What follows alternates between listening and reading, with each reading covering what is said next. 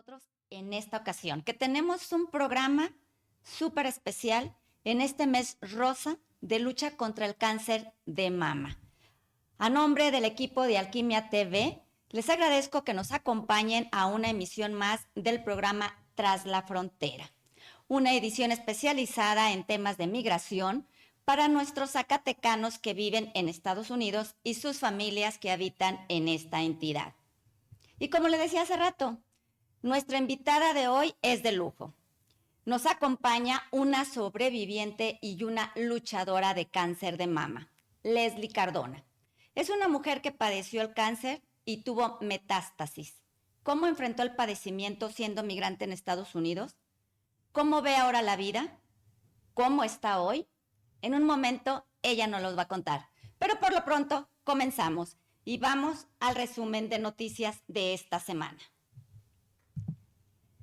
El Comité de Validación y Atención a Migrantes, COVAM, aprobó una inversión tripartita de casi 13 millones de pesos para el ejercicio fiscal 2025 del programa 2x1, al autorizar un paquete de 11 proyectos impulsados por zacatecanos radicados en Estados Unidos para beneficio de los municipios de Valparaíso, Río Grande, Pánuco, Guadalupe, Villa de Cos y Zacatecas. En la tercera sesión ordinaria se acordó que las autoridades estatales aportarán el 40%, equivalente a más de 5 millones de pesos.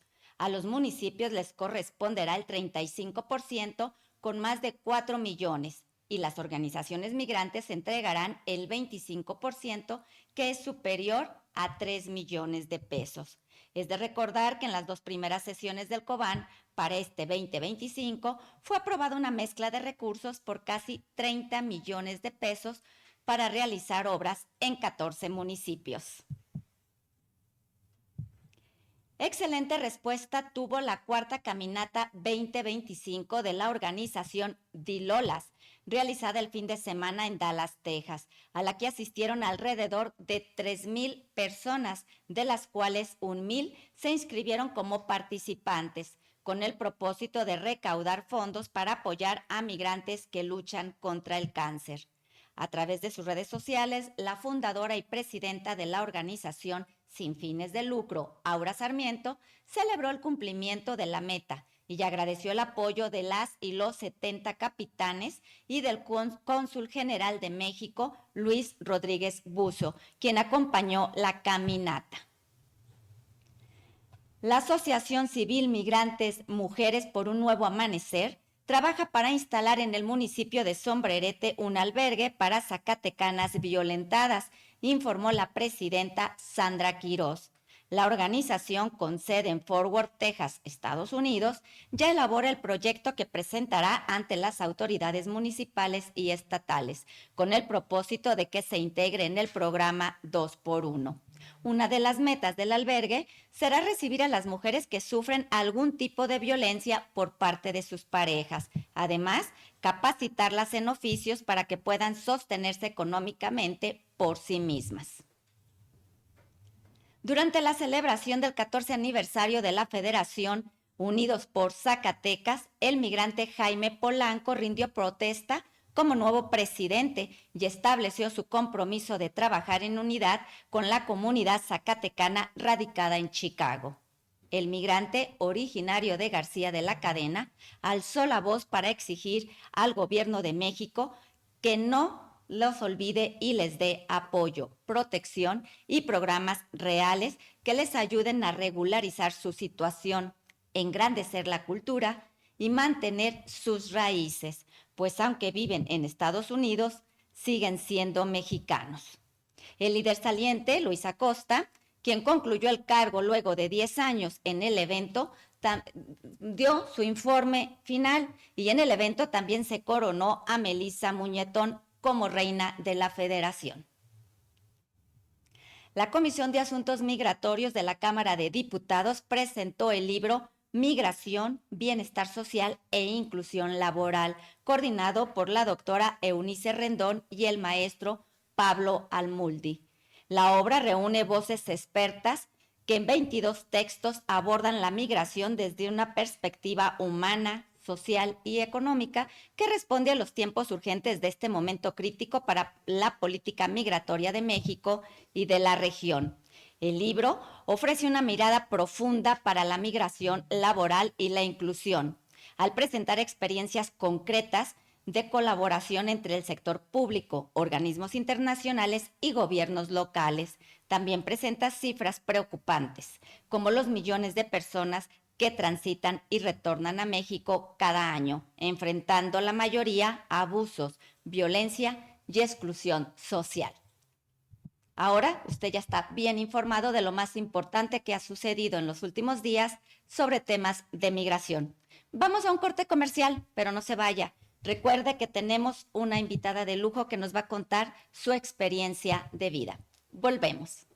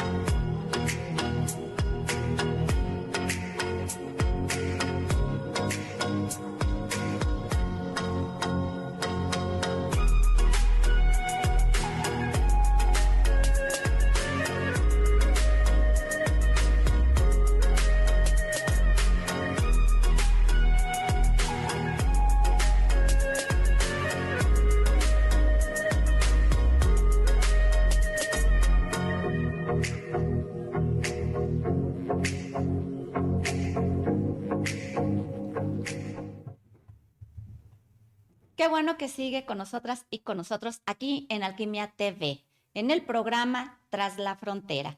Y como le decíamos antes de irnos al corte, bueno, pues tenemos a la invitada especial de este día en el marco del mes rosa, de lucha contra el cáncer de mama. Y antes de pasar con ella, quiero decirles a ustedes que el próximo 19 de octubre se conmemora el Día Internacional de Lucha contra el Cáncer de Mama, que fue instituido precisamente para visibilizar este padecimiento, que cuando es detectado a tiempo es curable, por lo que se existe o deben existir tratamientos oportunos, acceso a esos tratamientos y, por supuesto, recursos públicos para que las mujeres y los hombres puedan atenderse en tiempo y forma.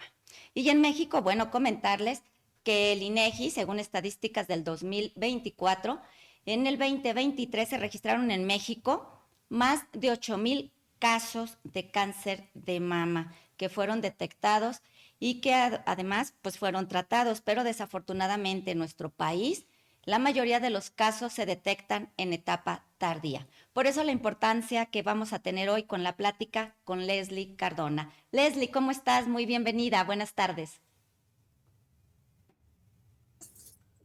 Muchísimas gracias, muy contenta de estar acá.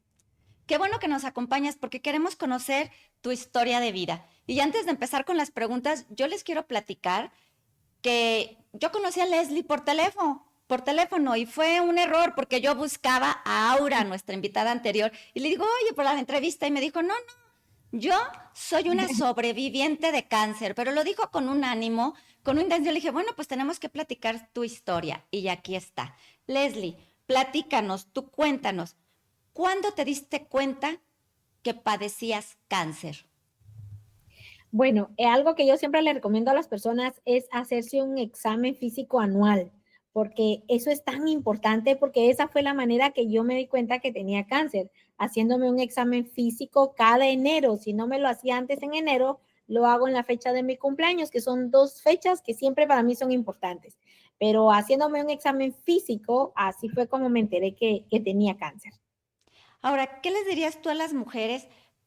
Porque tienen que cuidarse. Y muchas no están acostumbradas a tocarse y tampoco están acostumbradas a ir a la revisión por estereotipos, por temores, por vergüenza. ¿Tú qué les dirías? Bueno, Normalmente yo creo que es muy cultural que no estemos educadas a podernos palpar, a podernos tocar, incluso los esposos con las esposas, hacer este tipo de exámenes físicos palpables, porque como le digo, culturalmente no nos educan de esa forma, pero yo les diría que por favor planifique su examen físico anual. No importa si es en la fecha de su cumpleaños o es a principios de enero o en alguna fecha especial para usted, planifíquelo. Y también hay una frase que es muy popular en este mes de octubre que dice, tócate o te tocará. Y entonces es mejor tocarse, palparse, también en la parte de la axila. Ahora que tenemos acceso a internet, eso es maravilloso porque ahí nos dan como pautas de cómo poder hacer un chequeo físico, perdón, palpable, sin necesidad nosotros de estarnos estresando en el espejo, lo puede hacer bañándoselo, pero hágalo, hágalo, porque esto es muy, muy importante, ya que como ustedes mencionaban, estadísticamente 1 de cada 8 mujeres van a tener cáncer en alguna etapa de su vida. Y además, qué dura esta frase que tú nos dices, tócate o te va a tocar. Así que sí, hay que hacernos estos chequeos rutinarios. Y precisamente, hablando de que te va a tocar, pues tú eres una de las personas que tuvo cáncer. Yo Sí. quisiera que me contaras qué fue lo que pasó por tu mente cuando te confirmaron este diagnóstico. Bueno, creo que tenía una experiencia con el cáncer porque en mi familia mi mamá había tenido cáncer y mi abuela también. Pero lo de mi mamá había sido muy reciente y cuando a mí me dieron el diagnóstico, como que de repente choqué con la realidad porque ella falleció muy joven, casi a mi edad, a 49 años, estaba cumpliendo 50 cuando murió. Y, y me quedé pensando, será la misma historia, quizás qué tal que yo también me voy a morir, o sea, son muchas cosas, yo creo que es como una montaña rusa de emociones, entre Ujú. que estoy bien, no me siento tan bien, pero tenía aproximadamente 2 meses, 3 meses que me había divorciado y mi hija estaba muy chiquita, la que ahora tiene 16 años, estaba entre los 9 10 años, entonces creo que son muchas emociones entre que pienso que la voy a hacer y como que también no la voy a hacer. Pero al final del día, el aprendizaje es increíblemente bueno que nos deja esta enfermedad. Y lo digo por mí. Claro, Leslie, pero ¿a ti te dan el diagnóstico y le dices a tu familia o qué sucede? Y sobre todo, como tú platicas, mi abuela, mi madre habían padecido cáncer y esa es una de las recomendaciones que nos hacen a las mujeres. Si tienes antecedentes familiares, pues con mayor razón, revísate. Entonces, cuando a ti te dan el diagnóstico, ¿vas con tu familia? ¿Te quedas y te aíslas sola? ¿Cuál fue tu reacción? Bueno, el día que recibí el diagnóstico, por lo menos había tenido una semana para estar pensando, ¿no? Tengo el plan A, es que los resultados de la biopsia son negativos y no tengo nada. Pero había un plan B, que era una posibilidad que sí fuera cáncer después de la biopsia y qué voy a hacer. Entonces, mi plan siempre fue, si me dicen que tengo cáncer, voy a buscar ayuda. Sí lo hablé con mi hermana, pero me costaba mucho hablarlo con mi hija chiquita porque como le repito, a veces así nos educan, entonces mi mamá no habló tanto del tema del cáncer con nosotros y cuando mi hija pequeña me preguntaba, mamá, ¿de qué murió mi abuelita? Yo le decía, le dio cáncer y murió. Entonces, en la mente de ella como niña era, si Ujú. te da cáncer, se te cae el cabello, ella me decía, ¿qué pasa con una persona que tiene cáncer? Se le cae el cabello y luego se muere porque nunca me tomé el tiempo de explicarle, no, hay tratamientos, se puede hacer esto, esto y esto. Simplemente él decía, no, falleció de cáncer y ya. Entonces, me tomó un poquito de tiempo hablar con ella especialmente. Con mi hija mayor también me tomé como una semana y soy muy creyente, soy una mujer de mucha fe. Y lo primero que hice fue pensar en el libro de Job, en la Biblia, agarré la Biblia, leí el libro de Job, y eso creo que me ayudó mucho. El día del diagnóstico me quedé sola en la casa, lloré, lloré, lloré, hasta me quedé dormida llorando, volví a levantarme, leí la Biblia, otra vez lloré, pero al siguiente día dije, bueno, ya lo lloré, ahora tengo que buscar opciones. Y le digo a mi Katy, que así se llama mi hija chiquita, quizás tomó como un mes que yo le dijera lo que estaba pasando. Y cuando te dicen, ¿tú qué piensas? Porque eres migrante en Estados Unidos. Entonces, Correcto. ¿qué es lo que piensas? ¿Tratamientos? dinero muy caro, tengo seguro, no tengo seguro.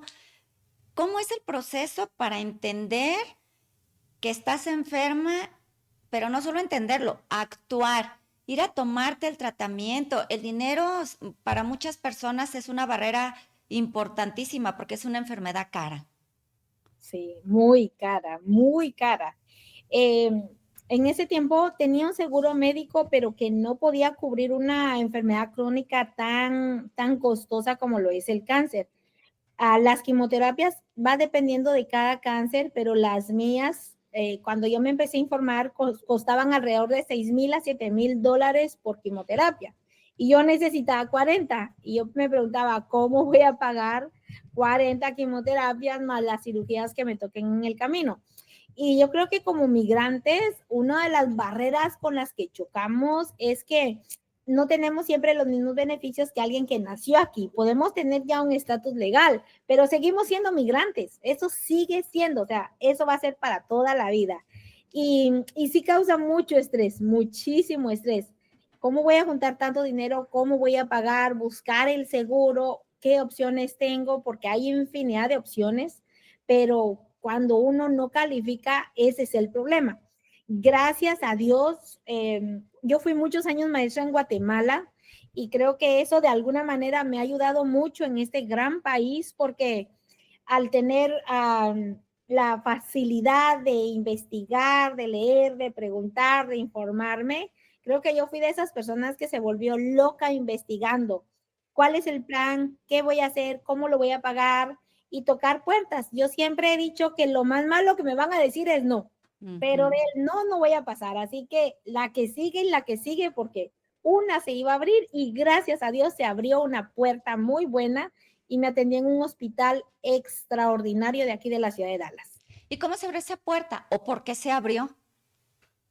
Bueno, primero investigando, tocando puertas, preguntando. Segundo, este hospital agarra personas que primero seamos latinas. En mi caso, yo calificaba perfectamente bien para el seguro porque era madre soltera y tenía un cáncer ya en etapa 3.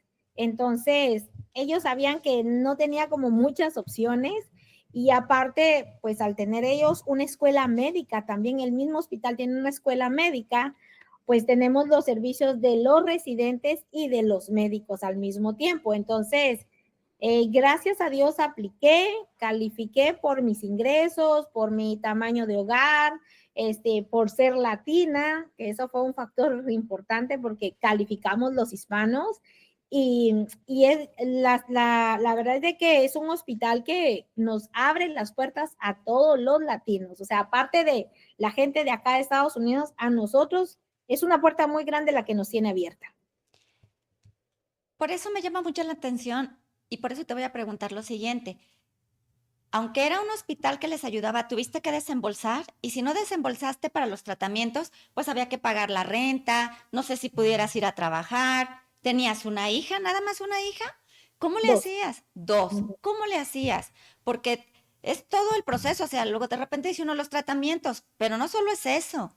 Hay que No. comer, los niños estudian, hay que pagar la renta, los servicios. ¿Cómo se le hace? ¿Y cómo se va por la vida con ese ánimo que tú tienes y te vemos siempre? Bueno, sí tuve copays que le llaman, que todavía sigo pagando, es una deuda que la voy a tener por unos cuantos años más.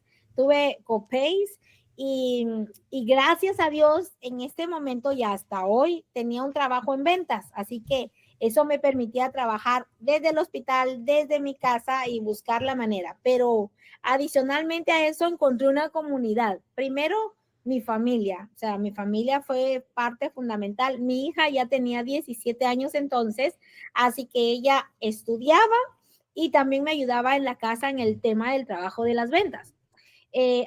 También mi comunidad de fe, que fue mi iglesia, mis hermanos en Cristo, que también me apoyaban, viniéndome a dejar comida, oye, te ayudo a limpiar la casa. También hicimos como rifas, mi hermana me mandó a imprimir playeras, vendíamos comida y encontré a Dilolas, esta organización sin fines de lucro que usted hablaba anteriormente, que también en su momento fue una bendición tremenda para mí. Claro, eso es bien importante. Y tú me ganaste la pregunta que te iba a hacer. ¿Cuándo es cuando entra la comunidad? Tú vas y pides apoyo, te ayudan. ¿Y qué importancia tiene en el estado de ánimo y en la curación ese apoyo de la comunidad, de la familia? Honestamente pienso que es como el 50% de la curación total, porque siempre he creído que nuestra actitud, nuestras emociones nos pueden jugar a favor y en contra.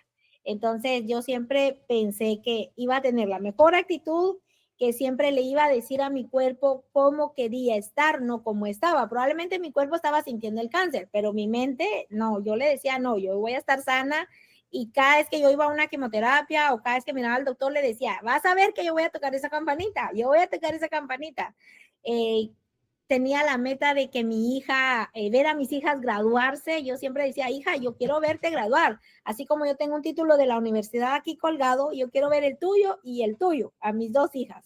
Entonces, tenía una motivación grande, pero la comunidad, y es lo que le aconsejo a las mujeres ahora, haga comunidad. Yo soy una persona muy platicadora. Yo me siento y puedo platicar con una persona que en mi vida he visto y converso con ella media hora. Entonces, al hacer comunidad, eso fue para mí grandioso. A veces usted nunca puede imaginar que lo que usted siembra por un lado lo va a cosechar un día por otro, porque nadie está preparado para una enfermedad de estas. Pero lo que un día sembré, la cosecha la recibí con mi familia, con mi comunidad, y cuando le hablo comunidad era mi iglesia, mi trabajo, los amigos y la gente que estaba a mi alrededor. Qué interesante. Esto todavía no se acaba. El tiempo es cruel, nos está avanzando, vamos a tener que ir a un corte, pero regresamos, no se vaya, porque Leslie tiene mucho que contarnos y además creo que es un ejemplo de vida que debemos seguir y además escuchar. Volvemos, no se vaya.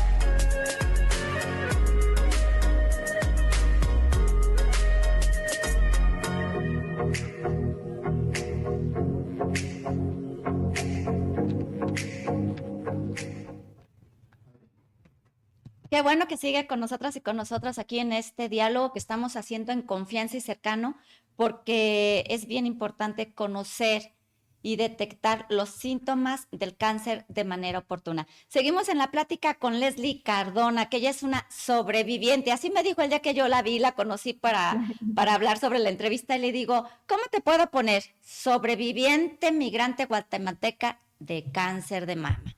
Y además quiero decirles que Leslie pues tuvo o se enfrentó dos veces con la vida, porque la primera fue el primer diagnóstico y después tuvo metástasis.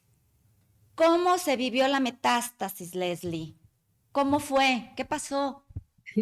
Bueno, la verdad es de que la viví en un año, el año 2020 fue sumamente difícil para mí, porque aparte de que estábamos viviendo la pandemia, que honestamente no fue algo que yo puedo decir que me afectó, porque a mí no, ya que yo venía de un encierro total, eh, tuve una cirugía cerebral, aparte de la doble mastectomía y la extracción de ganglios, tuve una cirugía cerebral el 10 de enero del 2020.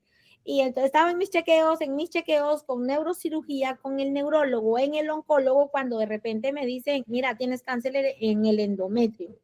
Y por un momento me chocó mucho porque yo dije, ¿cómo si apenas terminé en el 2018-19 terminé mis tratamientos del cáncer de mama, como que tengo más cáncer? Y era normal, ¿verdad? Que me lo hubieran encontrado a tiempo fue una bendición porque es algo que está conectado, el aparato reproductor con la mama. Entonces, sí fue como difícil al principio entenderlo. Tuve que regresar a radiaciones, otra cirugía, porque en resumen, del 2018 al 2022 tuve 8 cirugías. Y le digo, probablemente la cirugía cerebral fue la que más problema me ha dado, pero ¿La siempre digo, cerebral también era de cáncer, Leslie? no, la cirugía cerebral fue de una inflamación que vino después de tanto tratamiento de quimio. Se me inflamó una glándula, empezó un dolor, dolor, dolor, hasta que me diagnosticaron con algo que se llama Chiari malformation. Ujú. Y esa es una inflamación cerebral que necesitó cirugía, un parche cerebral, extracción de 2 vértebras y una parte de cráneo. Creo que eso es un poquito de trabajo. Eso sí me costó mucho la recuperación, pero volví a aprender a caminar, volví a seguir con mi vida y algo que me ha motivado toda mi vida es que mis 2 hijas siempre dicen, cuando yo sea grande quiero ser como vos. Y créame que esas palabras son poderosas para mí. Así que yo digo, si yo les muestro valentía, felicidad, darle a la vida el agradecimiento y a Dios por esto, creo que ellas van a ser como yo también. Leslie, pues ya tenemos mensajes que nos están llegando a través de las redes sociales y quiero hacértelos llegar porque, por ejemplo, Adriana Núñez nos pregunta, ¿qué fue lo más difícil de enfrentar durante el proceso de la enfermedad? Creo que la soledad de que me acababa de divorciar, eso me costó mucho porque era madre soltera y pensaba cómo voy a salir adelante con mis hijas. Eso fue algo que sí me gozó porque la caída del cabello y todo las cejas, pestañas, creo que eso lo pasé muy rápido, no fue algo que me afectó. Además, hasta lo disfruté porque no tenía calor, no me tenía que bañar con shampoo, o sea, fue una etapa muy, muy fresca. Claro, Pero y eso creo es que ser muy positiva también. sí, eso es algo que a mí no me afectó, pero quizás la soledad, el saberme sola después de 19 años de casada, eso sí fue algo como que me costó un poquito aprender a vivir con eso. Claro. Alejandra Dorado nos pregunta que qué papel jugó tu familia y amistades en todo el camino. Tú ya nos dijiste que fue importantísimo, ¿no? Mucho, muchísimo, sí. También nos Un- preguntan, Esperanza Martínez nos dice, algunas mujeres nos da miedo hasta tocarnos y saber que algo está mal. El miedo, el miedo de veras es un amigo de las enfermedades. sí. Mire, yo sé que cada caso es diferente y todas las personas que hemos tenido cáncer lo vemos de diferente manera, pero yo, Leslie, yo siempre digo, el cáncer me hizo una mejor persona, porque aunque tenía miedo tal vez de tocarme, no me informé sabiendo que en mi familia había cáncer y no tuve la educación en esa parte de lo que es cáncer. Después del proceso soy una mejor persona porque aprendí a cuidarme más, a quererme más, a valorarme más, a ver la vida de otra manera diferente. Así que no le dé miedo, porque si se lo encuentra a tiempo, puede ser curable. Claro.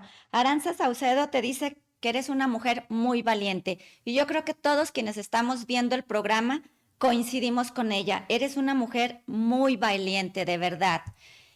Tú Muchas dijiste gracias. ahorita, veo la vida diferente. ¿Cómo se ve la vida diferente, Aranza?